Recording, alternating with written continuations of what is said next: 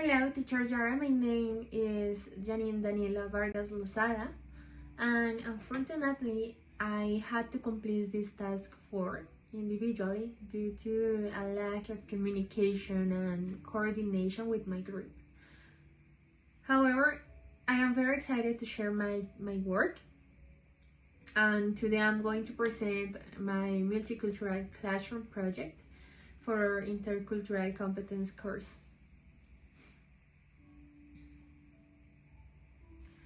To start, I want to talk about the importance of multiculturalism in language education.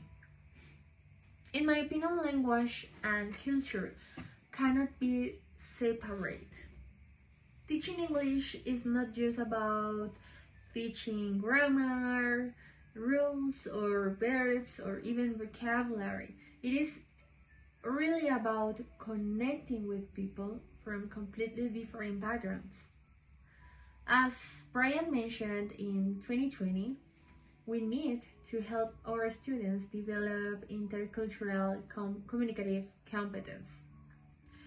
This means they need to know how to interact respectfully, and also, according to Slater and Grant, doing this creates inclusive spaces. So when students see themselves represented, they feel that their voices actually matter in the classroom. Now let's talk about the first issue. It is skin color representation in language materials. This is a very common problem. Most textbooks lack diverse representation.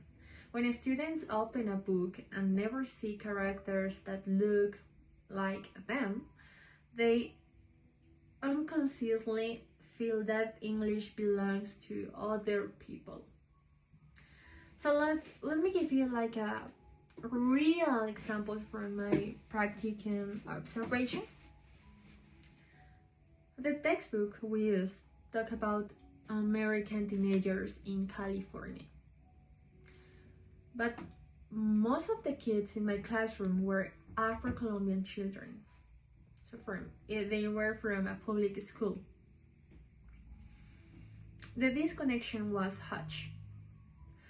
They were polite, but they were not really interested because that really was completely different from theirs. It really affected their motivation and also their participation in the class.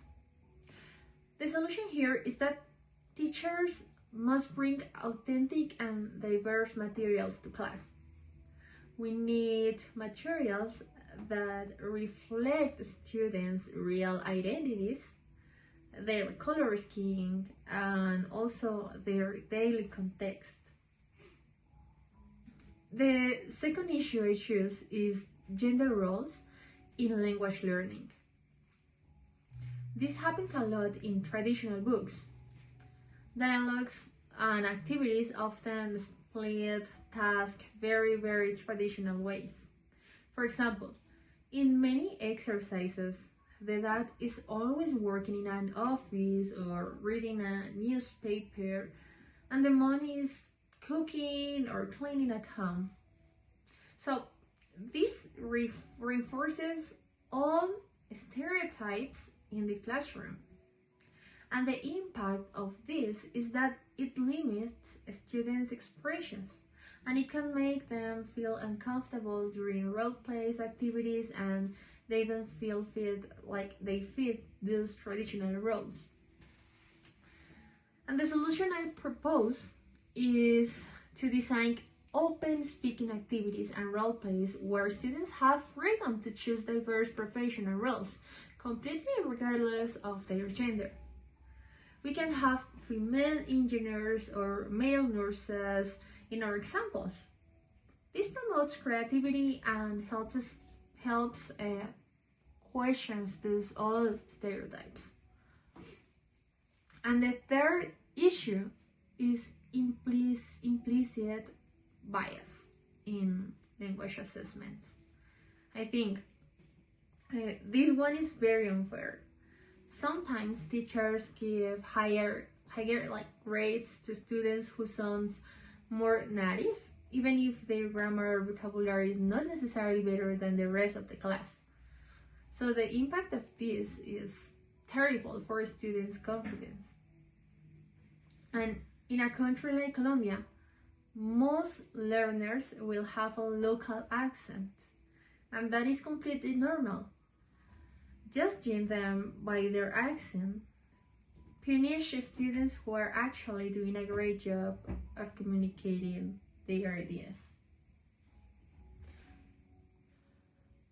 The solution is to change how we evaluate, and also we need to focus our evaluation rubrics on intercultural communicative competence and also in clear understanding, rather than looking for a perfect native pronunciation, because English is a global language and accents are part of our identity.